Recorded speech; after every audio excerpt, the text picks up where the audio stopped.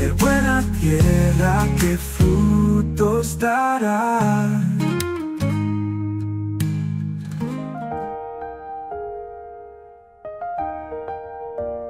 Hola, ¿qué tal a todos, amada familia? Bienvenidos a este capítulo número 5. Ayer me di cuenta que cada vez que presento el estudio, digo, este gran estudio, este hermoso estudio, y la verdad es que no quiero que piensen que lo digo porque yo lo estoy dando, no, al contrario. Estoy muy contento y muy emocionado porque estamos tratando de ver este estudio desde una manera diferente, no una manera profética, sino la manera en la que Dios puede hablar a nuestras vidas a través de su palabra. Yo creo que es una de las partes más hermosas de ser cristiano. Y precisamente de eso se trata el estudio de hoy. Estamos hablando de la iglesia de Pérgamo. Hablamos el día de ayer de lo que Jesús elogia a través de esta carta, pero también, evidentemente, en este caso hay una corrección. Y es sumamente importante y te la voy a leer en el capítulo número 2 de Apocalipsis en el versículo número 14. Dice, pero tengo unas pocas cosas contra ti que tienes ahí, a los que retienen la doctrina de Balaam, que enseñaban a Balac a poner tropiezo ante los ojos de Israel, a comer de cosas sacrificadas a los ídolos y cometer fornicación. Y también tienes a los que retienen la doctrina de los nicolaitas, la que yo aborrezco. No me voy a meter en historia del pueblo de Israel ni de los nicolaitas. Yo sé que todos en algún momento hemos tenido la oportunidad de leer en qué es que el pueblo de Israel se equivocó y cuáles fueron aquellas doctrinas que el pueblo de Israel comenzó a seguir por desorden, por rebelión en contra de Dios.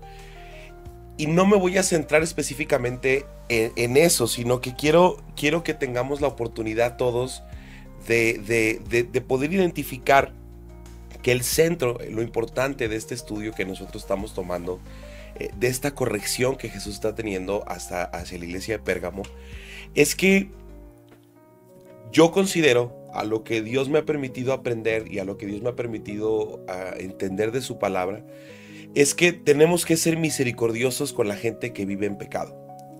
Ojo con esto, ahí te va. Evidentemente, yo soy una persona que viene del mundo, soy una persona que no nació en cuna cristiana y que aunque así lo hubiera sido, probablemente mi historia hubiera sido igual, porque fui una persona desobediente y rebelde en contra de Dios. Sin embargo, quiero platicarte que cuando Dios me rescató, cuando Dios me permitió reconocer mi pecado, Dios me trató con misericordia, Dios me trató con amor y Dios me trató con una paciencia que de verdad, si yo te lo contara, sonaría inclusive hasta increíble para muchas personas, ¿no? Yo no soy una persona que no se haya equivocado, soy una persona que cometió muchísimos errores. Y quiero que notemos esta parte que te voy a resaltar. La misericordia es para aquellas personas que necesitan misericordia. Jesús habló de este tema tan importante cuando le criticaban y le señalaban por convivir con gente que estaba alejada de la ley y de la Torá durante su ministerio. Y Jesús contestaba de la siguiente manera: los enfermos necesitan un médico. Y la gente que peca necesita misericordia, necesita de la gracia, necesita de aquello que Dios está ofreciendo. Y precisamente pasa en este sentido. Ayer lo platicaba, daba un poquito de testimonio acerca de las muchas ocasiones que han habido discusiones en mi casa, que es tu casa, con personas, visitantes, familia inclusive, que de repente quieren como venir a discutir, a sacar esa frustración que tienen por el poco entendimiento de la palabra de Dios. Quiero platicarte un poquito de mi esposa. No es crítica ni mucho menos, al contrario, es una manera en la que mi esposa es. Ambos, ella y yo, tenemos un carácter muy fuerte. Somos personas que de verdad, si tú nos conoces en persona, somos muy amables, somos muy alegres, somos muy divertidos, pero tenemos un carácter fuerte.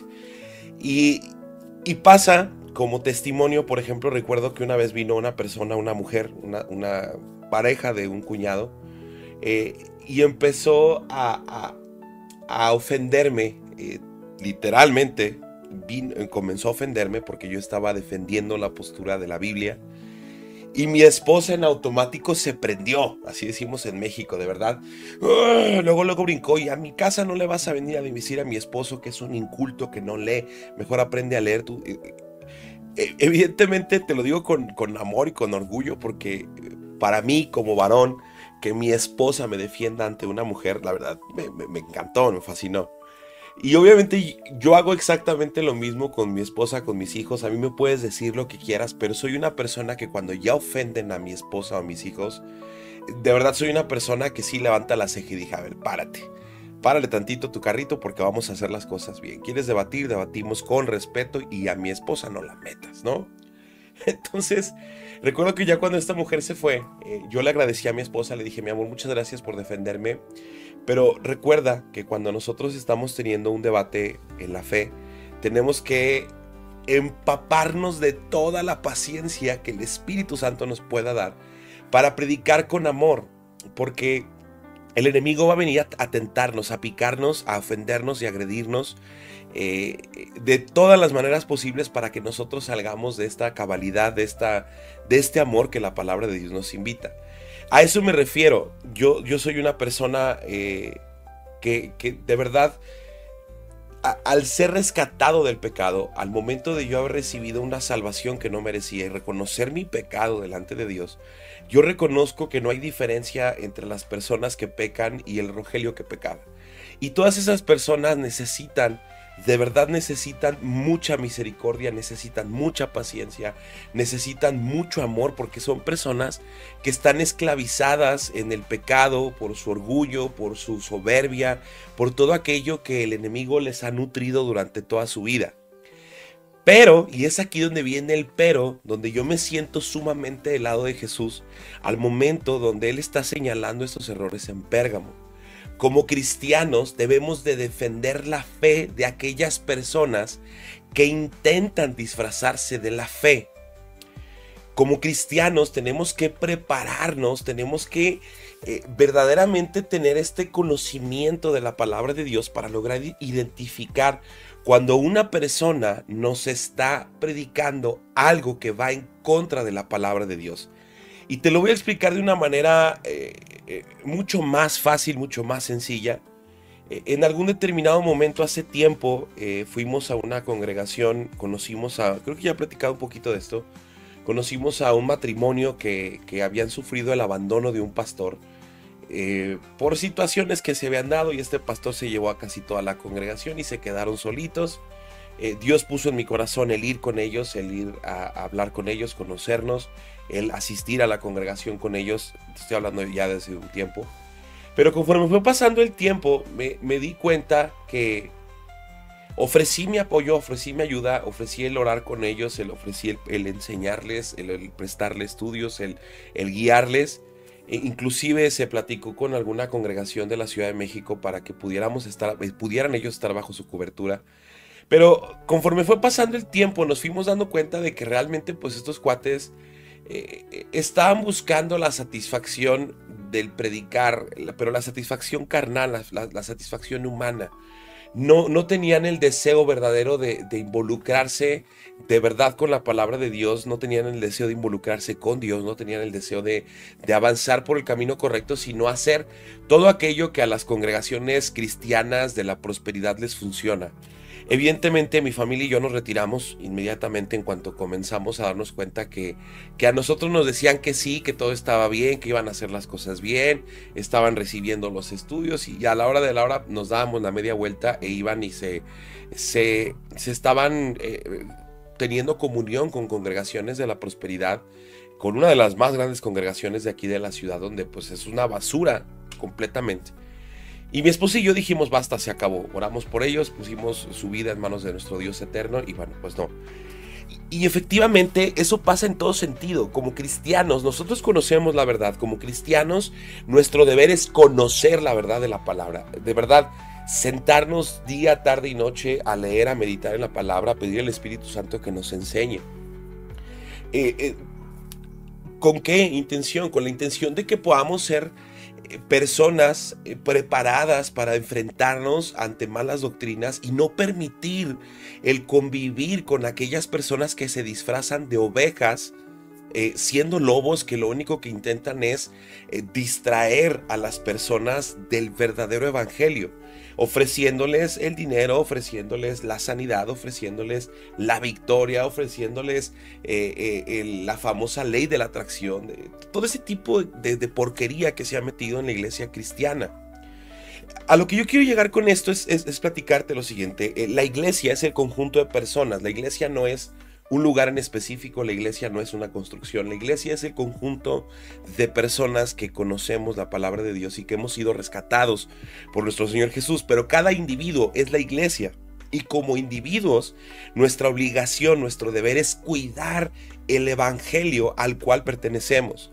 Cuando nosotros nos encontramos en congregaciones donde se predica lo incorrecto, cuando nosotros nos encontramos en congregaciones donde utilizan el nombre de Dios, el nombre de Jesús para manipular a las personas, nosotros tenemos que alejarnos de ese lugar. Nosotros no vamos a poder, tristemente, no vamos a poder acabar con ese tipo de circunstancias y situaciones, al menos que sea el propósito que Dios ha puesto en nuestras vidas. Hay un versículo que últimamente me ha estado dando vueltas mucho en la cabeza, y es un versículo que escuché en una prédica que estaba escuchando el día de ayer, donde, y no lo quiero leer, no lo quiero buscar tal cual para decírtelo, pero dice: habrá tiempo donde se amontonarán a escuchar maestros que predicarán conforme a sus concupiscencias. Existen cantidad, cientos de malos predicadores, porque esas personas lo único que están buscando es satisfacer su carne. Aquí en el grupo Intelectus ustedes pueden darse cuenta que ha habido gente que entra y gente que sale, gente que desaparece, de repente se va del grupo. Normalmente yo me doy a la tarea de preguntarle a cada una de las personas el por qué se retira del grupo. Y he conocido, o he recibido un sinfín de respuestas que honestamente me parecen pretextos.